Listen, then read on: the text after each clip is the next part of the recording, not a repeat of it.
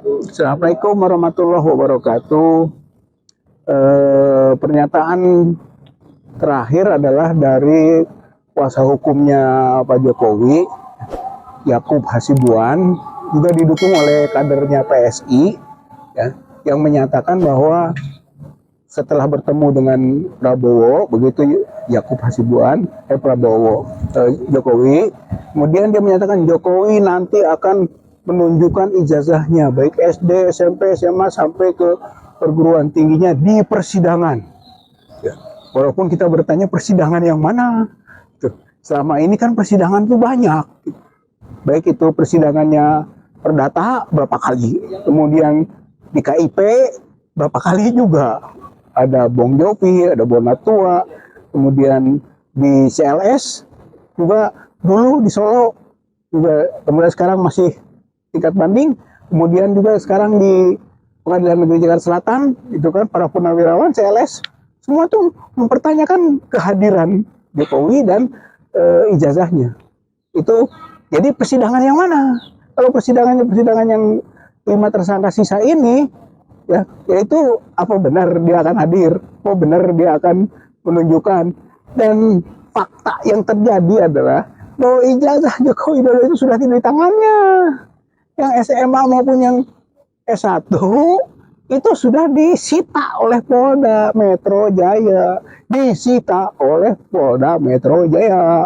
Berarti ketika masuk persidangan nanti, yang menunjukkan itu bukan lagi Jokowi, tapi yang menunjukkan jaksa penuntut umum, JPU, gitu. Maka tuntutan berikut JPU nanti, tapi JPU itu bukan hanya menunjukkan ini loh ijazahnya, dia harus membuktikan keasliannya.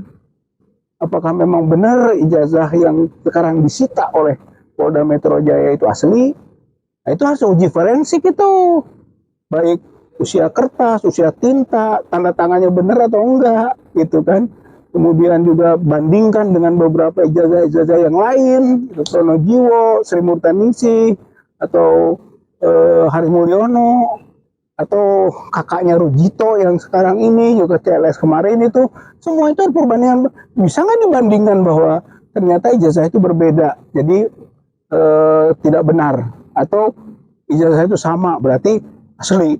Itu perlu diuji itu. Jadi pihak kejaksaan juga nanti tidak cukup menunjukkan ini, tapi ada hasil uji forensiknya tentang keasliannya itu, dan ini publik nanti akan baca, boleh melakukan analisis yang tajam tentang benar atau tidaknya apa yang diajukan dan dibuktikan oleh jaksa. Nah, kemudian juga bahwa jaksa itu akan menunjukkannya itu tadi gitu kan, untuk proses berikut yang nanti oleh hakim yang menentukan, baru di situ gitu ya.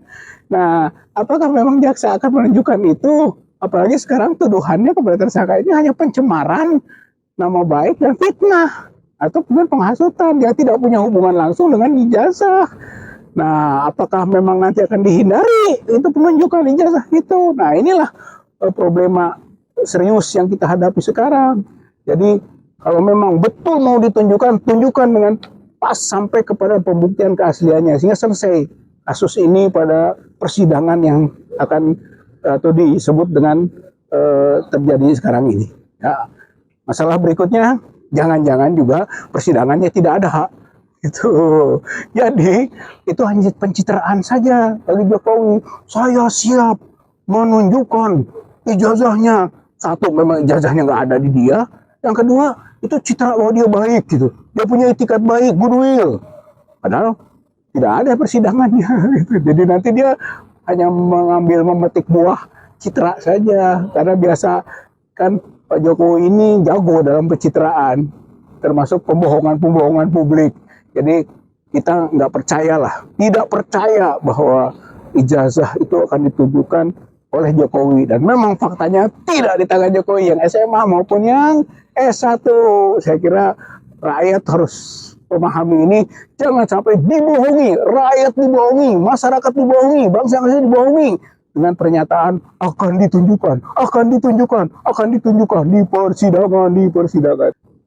Bang Dul dan pemirsa yang lain ya, kita memahami tentang fenomena terbaru lah, tentang reshuffle Pak Prabowo tentang kementerian atau setingkat menteri yang baru-baru ini ditetapkan, dilantik, gitu ya.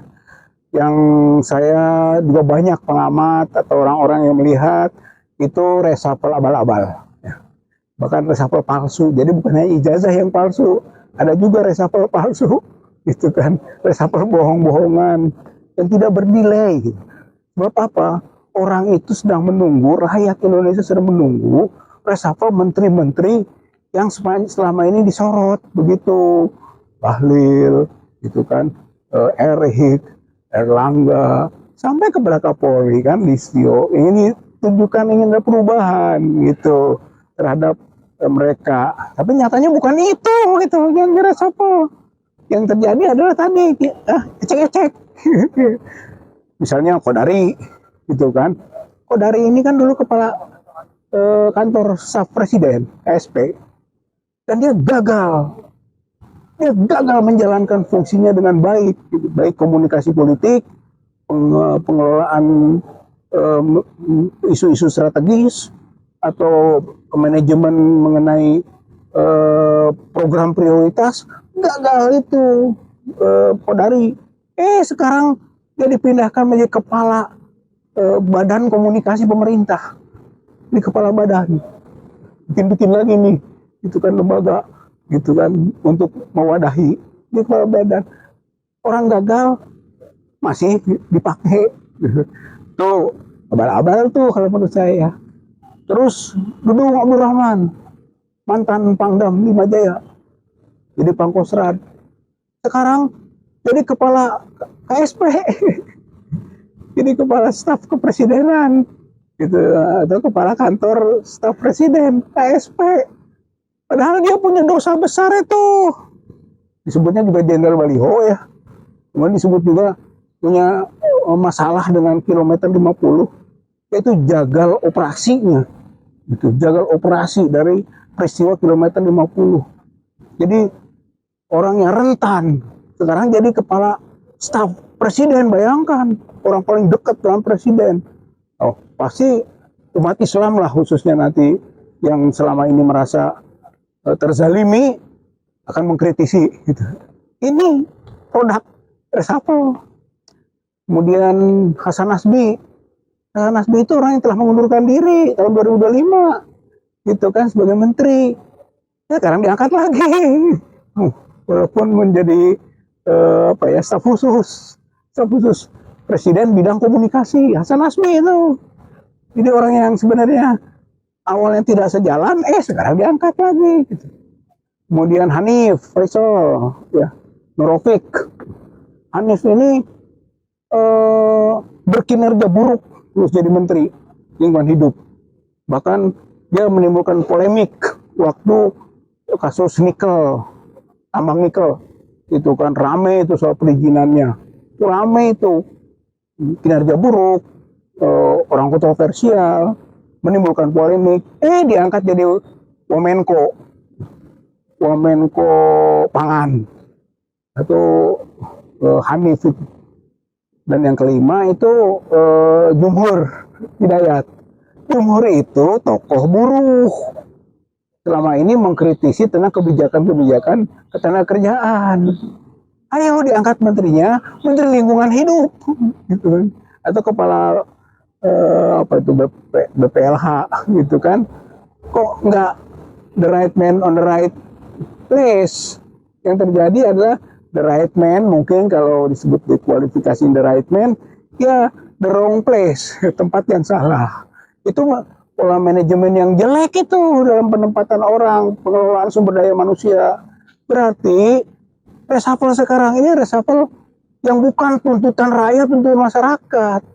Dengan begitu sebenarnya Presiden Prabowo ini budek, tuli, bisu, 3B.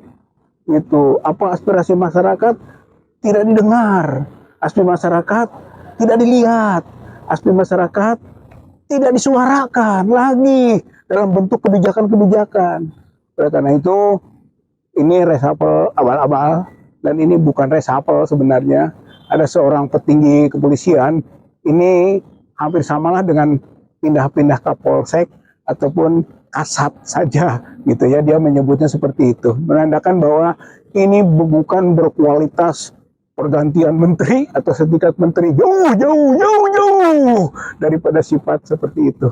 Saya kira ini pelajaran buruk dari reshuffle yang dilakukan oleh Prabowo saat ini.